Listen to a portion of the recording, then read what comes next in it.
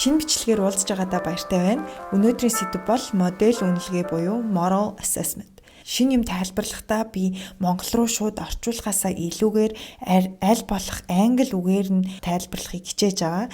Яагаад гэхээр би хэдэн бичлэг хийгээд магадгүй машин сургалтын анхны мэдлэгийг өгж болно. Тэгээ хамгийн сүүлд нь та өөрөө машин сургалт гэдгийг сонирхоод цаашаа үргэлжлүүлээд суралцахын тулд би яг тэр үгийн санаагийг босгож өгөхийн тулд тайлбарлаад явахыг хичээж байгаа шүү.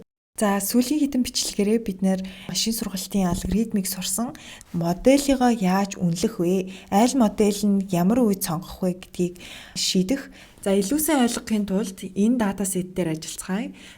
За энэ дата маань температур, салхины хурд, бороо гэсэн 3 бие даасан хувьсгчтай бол нэг хамааралтай хувьсгчтай сараа энэ өдөр цов өмссөн үү өмсөөгүй юу гэдгийг харуулна. Logistic regression бас decision tree гэдэг хоёр моделийг сонгоод сургалаа гэж бодъё. Нэрээ дараагийн бичлэг decision tree-г үзэх болно. Бид нэр аль нь яг илүү сайн бэ гэдгийг яаж мэдэх вэ? Ийм үед confusion matrix буюу төөрөгдлийн матриц гэдэг зүйл хэрэг болно. За хэдүүлээ төсөөлөхдөө аль хэдийн модель маань сургагдсан тест сет дээрээ Y-ийг нь оролцуулахгүйгээр бүх таамаглалуудаа гаргах хэрэгтэй эхлээд тэгээд дараа нь яг жинхэнэ Y-тэй харьцуулна гэсэн үг. За тэгэхээр матрицаа үүсгэхдээ баган талд нь таамаглалууд, мөр талд нь жинхэнэ утгуудаа тавина гэсэн үг. Жишээгээр logistic regression-ийнхаа confusion matrix-ийг харъя. Энийг яаж унших вэ гэхээр энэ нүхэнд сараа жинхнээсээ цов өмссөн ба модель таамаглахдаа ч гэсэн өмссөн гэж таамагласан байна.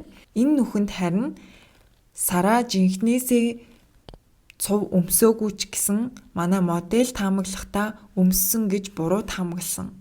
Харин энэ нүх болохоор сараа жинхнээсээ цов өмсөөгүй бас модель ч гэсэн өмсөөгүй гэдгийг зөв таасан. Диагонал энэ хоёр нүхэнд зөв таасныг нь илэрхийлж байна. Нөгөө хоёр нь болохоор буруу таасныг нь харуулж байна.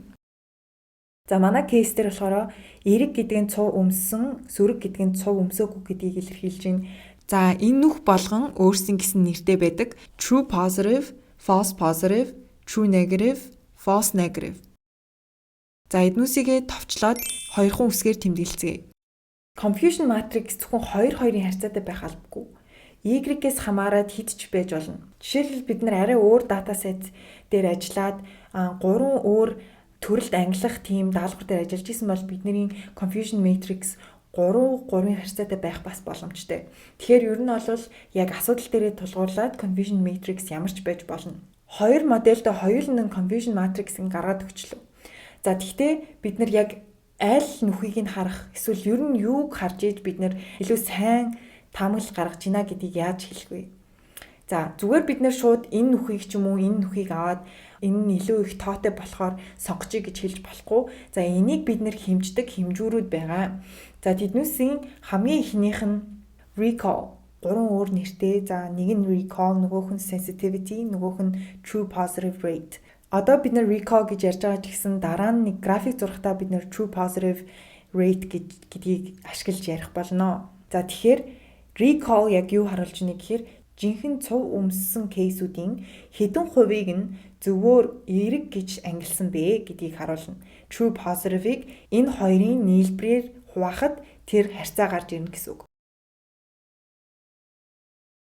Жишээлбэл logistic regression моделийн маань recall энэ болж таарах нэ. Дараагийн хэмжүүр бол precision. Precision нь эрэг гэж таамагласан кейсүүдээс жинхнээсээ эрэг байсан бэ гэдгийг хэмжинэ. За формула нь болохоор true positive-ыг хуваах нь true positive дээр нэмэх нь false positive. Дараагийн хэмжүүр маань specificity. За энэ нь жинхэнэ сөрөг кейсүүд буюу цов өмсөөгүй кейсүүдээс хэдэн хувийг нь сөрөг гэж зөв таамагласан бэ? Формулагаар харах юм бол true negative-ыг true negative бас false positive хоёрын нийлбэрээр хуваах нь байна.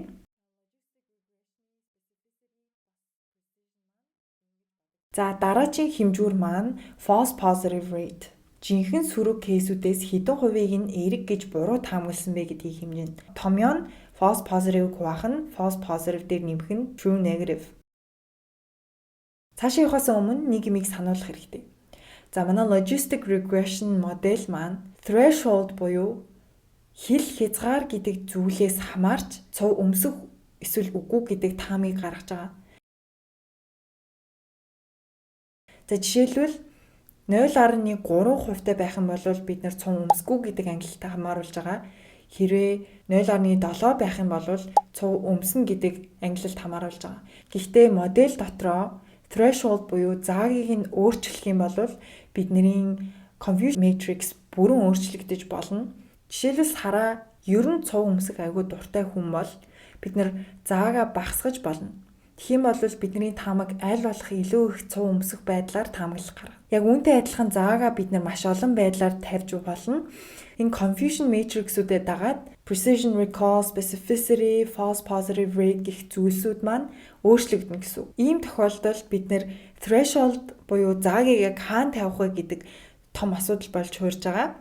За энэ зүйлийг бид нэр шийдэхэд туслах ROC буюу Receiver Operating Characteristics гэдэг энэ хэмжигдэхүүн маань туслана гэсэн үг. За яагаад энэ хэрэгтэй вэ гэхээр хоёр кейс авч үзье. Эхнийх нь бид нэр зүгээр юу ч харалгүйгээр бүх кейсүүдийг цов өмснө гэдгээр ангилах юм бол энэ хэмжигдэхүүн биднэрт маш мундаг оноо өгнө. Гэхдээ бид нар яг тэрийг хүсэхгүй шүү дээ. Тэгвэл эсрэгээр нь баг ихэнх тохиолдолд цов өмсгүй гэсэн байдлаар хандах юм бол манай энэ хэмжигдэхүүн сайн үзүүлэлт өгнө. Тэгэхээр нэг хэмжигдэхүүнд итгэх хэцүү болж таарж байгаа гэсэн үг. Тийм болохоор бид нар ROC-г ашиглана. За ROC нь яаж ажилладаг вэ гэхээр хоёр өөр эсрэг тэсрэг true positive rate, false positive rate энэ хоёр хэмжигдэхүүний балансыг олох гэж хичээнэ гэсэн үг. За энэ зураас маань болохоор X, Y хоёр тэнцүү байгаа үеийг илэрхийлнэ. Энэ зураасыг сохроор таамагласантай адилхан гэж тодорхойлдог. Тэгэхээр энэ зураастай адилхан байх юм бол манай модель сайн байтугай бүр сохроор таамагласантай адилхан байна гэж хэлж болно. Тэгэхээр бид нэр аль болох зүүн дээд болон руугаа мөрийсэн тийм үзүүлэлттэй байх тусмаа илүү сайн модель маань ажиллаж байна гэж ойлгох нь байна. Магадгүй цувыг өдөр болгон өмснө гэж таамаглаж байгаа модель энэ цэгт очино. За тэгвэл бид нэр ROC-г ашиглаад өөрөөр threshold-тэй моделүүдийг зураад үзье.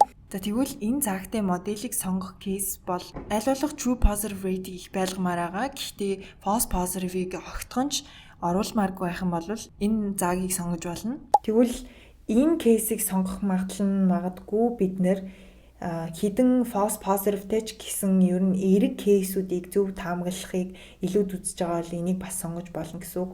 Эцэст нь бид нэр яг юу хүсэж байгаа вэ гэхээр logistic regression илүү сайн таамаглаж гин үү? Эсвэл decision tree гэдэг модель илүү сайн таамаглаж гин үү? Энийг биднэрт хэлж өгдөг зүйл бол area under curve. Энэ маань ROC хэмжигдэхүүний доотлын талбайг нь олсонтой тэнцүү. За одоо хэдүүлээ logistic regression бас decision tree хоёр модельийнхаа AUC-г олъё. Logistic regression-ы AUC арай их оноотой байгаа болохоор яг энэ датасетийн хувьд энэ хоёр модель дундаас logistic regression илүү сайн таамаг гаргаж байна гэж хэлж болох нэ. Хэрвээ дата балансгүй буюу жишээлбэл цув өмсөөгүй өдрийн дата илүү их байх юм бол манай ROC curve уншихад аюу хэцүү болно. Жишээлбэл энэ зураглалаас харахад бүх тохиолдолд цув өмсгүй гэж хэлсэн ч манай ROC curve сайн үр дүн харуулж байгаа. Ийм тохиолдолд precision recall graph гэдгийг ашиглана.